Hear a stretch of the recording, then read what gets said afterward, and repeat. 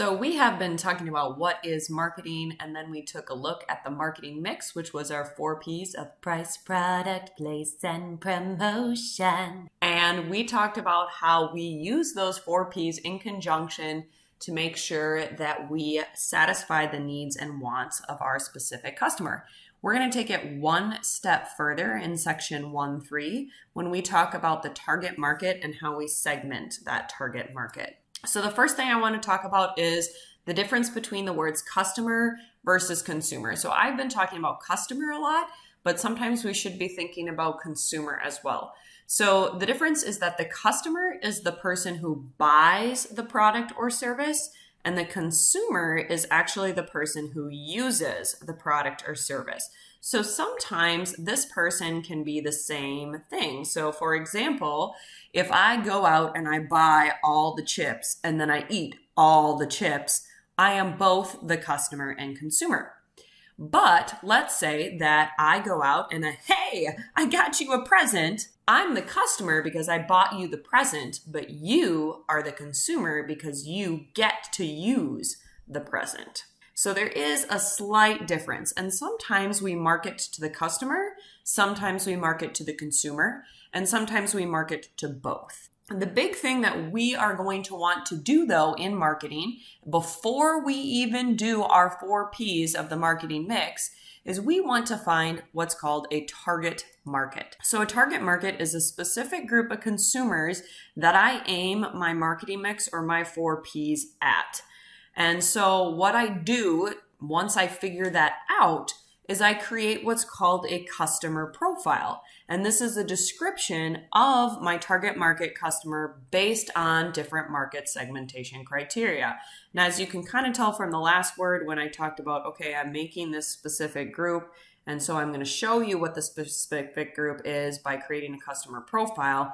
And now in the definition of customer profile, I'm saying, hey, my customer profile uses segmentation. We're going to take it one step further. So market segmentation is when we divide the market into particular groups. So if we look over here on the left, I have 2 examples of customer profiles. I like looking at the bottom one called Smooth Sebastian. So this is a customer profile. It's going to describe the type of target market, and it's going to be based on different market segmentation or different particular groups. So I'm looking at his type of personality, his type of lifestyle, his hobbies, what he reads, what he likes. And I'm going to sell or try to sell Smooth Sebastian probably a different type of watch or a different type of sunglasses than I might sell another person. So my specific target market when I use this customer profile looks very different than another customer profile. And so it's important that we understand the process of using target market and segmentation to create that marketing mix and those 4 Ps. So when we look at this kind of in a flow chart of things, the very, very first thing we would do in marketing was to determine our target market. So our specific customer or consumer that we're going to target and make sure that our marketing mix of 4 Ps meets. Once we determine our target market, we create the customer profile.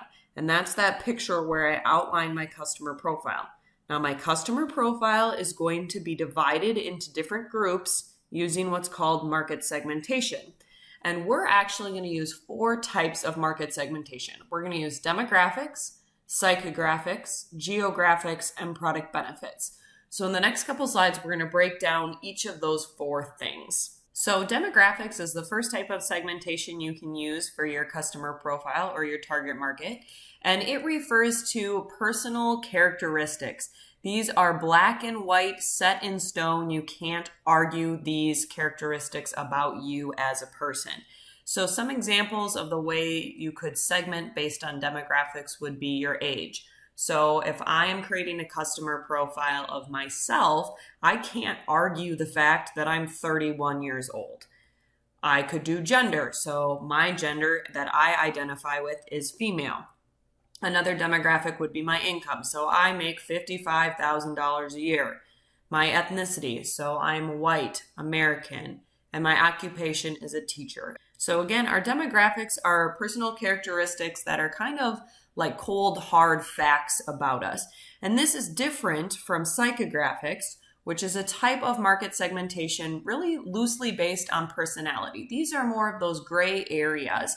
So for example, the attitudes that I might carry. So for me, I am extremely organized. That's an attitude, but that could change. Maybe I'm really messy.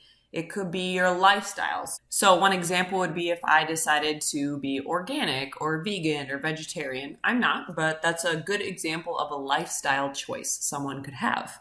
It could be what I value. So this could be like my religion. This could be my political party. It could be trends that I go with. So maybe I am all about that hydro flask, or I am super into skinny jeans and scrunchies right now. So psychographics are more of those personality, attitude, lifestyles versus our demographics, which were our specific characteristics. The next type of market segmentation is geographics, and this is based on where you live. So the first level is local, the next level would be regional, then national, and then global. So local, I'm looking at the city, possibly the county I'm in. So for me, I'm in Pine Island, that's in Goodhue County.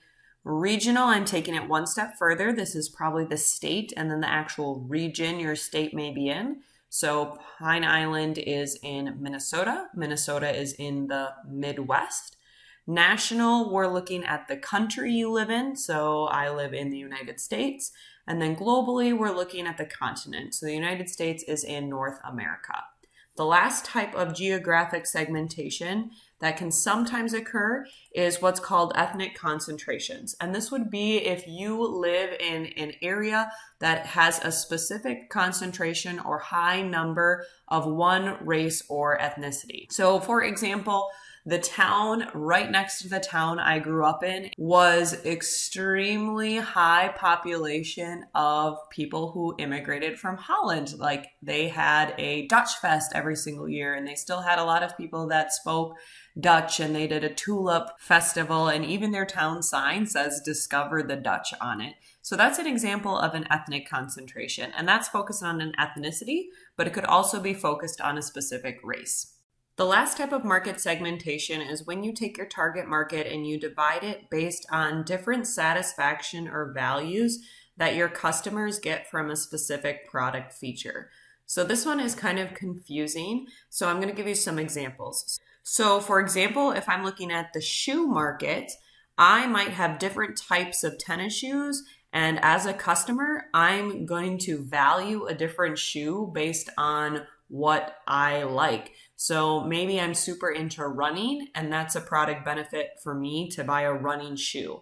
Or maybe I play tennis, so I need a tennis shoe. Or maybe I'm in footballs or soccer, so I need cleats. Another example would be shampoo. So as a customer, I'm going to get a different type of satisfaction based on my hair, and I buy a different type of shampoo. So maybe I have really oily hair or dry hair, or maybe I have normal hair or color treated. I'm getting that benefit based on that product's feature. Jean length. So I am really tall, I have to buy a tall jean, or maybe you're really short, or maybe you buy the curvy style, or maybe you buy the skinny jeans. Face wash, maybe you buy the sensitive face wash, maybe you have acne face wash, maybe you have anti-aging face wash. Another example I thought of was toothpaste. So maybe you buy toothpaste with plaque control or whitening, or I have Sensodyne because I have really sensitive teeth. Or maybe you're like John who gets a bajillion cavities, so you buy cavity control. So these are all product features that I go out and I look for because I place a certain value on those things.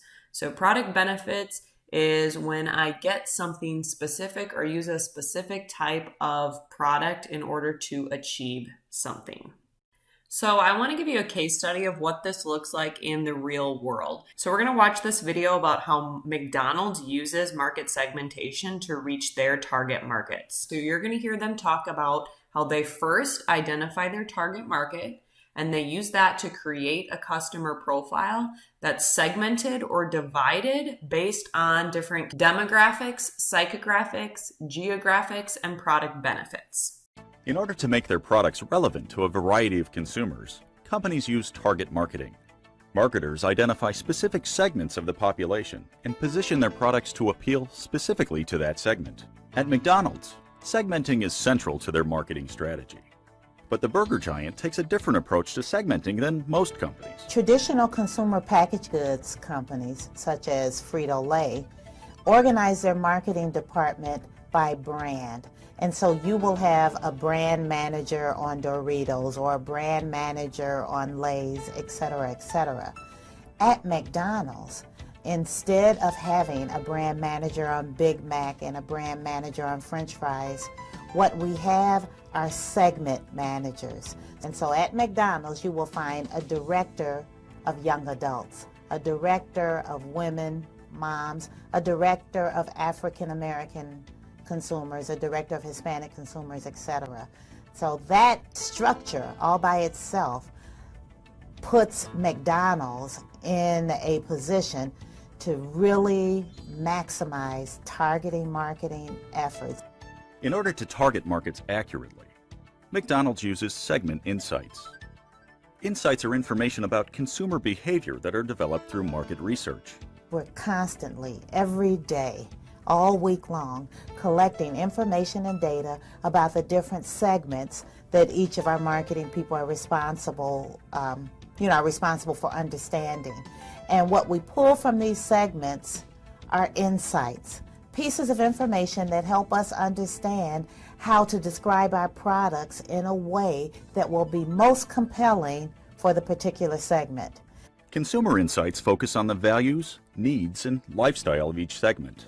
Using these insights, each segment team creates a positioning profile for every product. Then their creative team uses these profiles to produce ads targeted to relevant segments, as well as to the general population. In the case of our Southwest chicken salad, we learned from our consumer intelligence that this salad presented such a cool variety of ingredients that the general market would find that compelling. So if you look at our ads that were targeted to the general market, you'll see the emphasis on the variety of fun things in the Southwest chicken salad. Hi, can I get a Southwest salad with crispy chicken? And I want that new thing with the grilled chicken and tortilla strips. You know, it has that real creamy dressing. Oh, and I think some lettuce. On the other hand, if you look at the African American consumer advertising, we learned from marketing intelligence that the African American consumer is less inclined to consider a salad as a substitute for almost any of the sandwiches we have at McDonald's. And so instead, we needed to develop our message in a way that said to this segment, this is a hearty, filling, interesting, and exciting salad. If you look at our Hispanic consumer segment, the Southwest chicken salad is full of ingredients that resonate with culture and heritage and are compelling ingredients to a Hispanic segment for a whole different reason. The Asian consumer's requirement includes variety of taste and tasting new and different things. And so what we presented in our advertising that was targeted to Chinese and Korean Americans was the whole notion of this variety of ingredients and a new, exciting taste. Target marketing has proven to be very successful for McDonald's. By understanding the various consumer segments and positioning their products to appeal to each segment, McDonald's has been able to increase overall sales. At McDonald's, there are a couple hundred people who work full-time just keeping the information current and keeping the information coming so that we can use insights to make certain our marketing is compelling and that our marketing efforts do in fact result in business building marketing. So I just really like how that video shows that once McDonald's has a target market and their customer profile that is segmented differently, they change their marketing mix. They change their price, their product, their place, and their promotion to match that specific target. You know, they talked about how it was different for young adults, or it was different for their Hispanic community, or it was different for the Asian community. And so that's really, really important to understand that your marketing mix, your price, product, place, and promotion changes based on your target market. And the only way you'll be able to figure out how to change that is to create the customer profile that's segmented. And so just to review what we've learned in this section, which is not one of the 4 ways to segment a market: geographics, form, psychographics, demographics, or product benefits. So the one that does not belong is B, form utility. Psychographics involves the study of consumers' social and psychological characteristics. Is this true or false? This is true. The name tells it all. Psychographics talks about the psychology behind a person. It's their attitudes, their lifestyles, their trends, and what they value. How could a market be segmented using demographics? Age, gender, occupation, all of the above.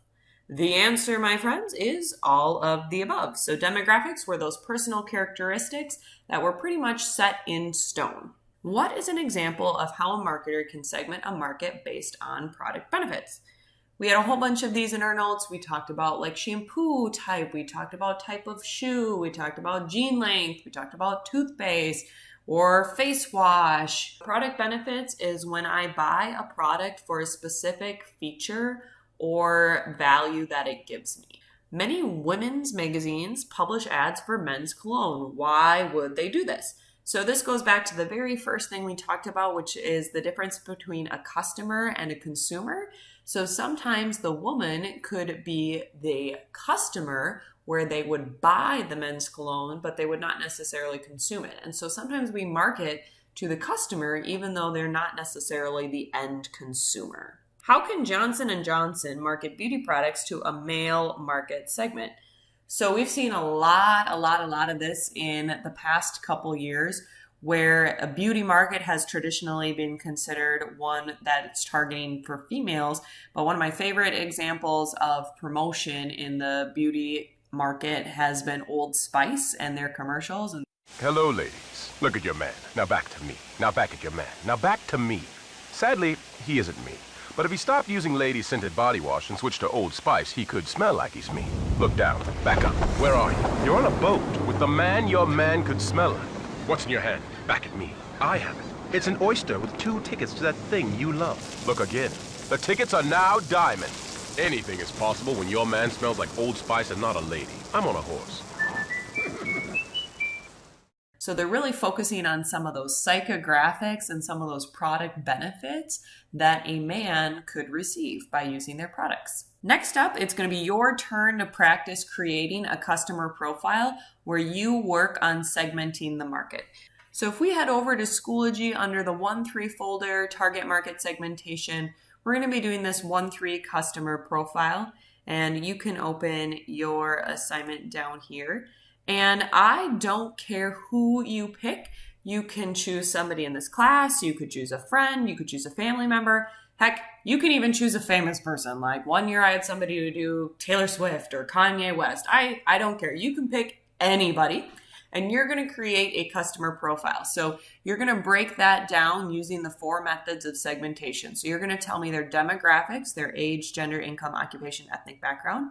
You're going to tell me their geographics, locally, regionally, nationally, global, and if there are any ethnic concentrations where they live. Their psychographics, their attitudes, what they value, their lifestyle, any trends that they may participate in. And then you're going to break down if they buy any specific products in order to receive a benefit. Finally, make sure you give your customer a name and drop a picture of them in there.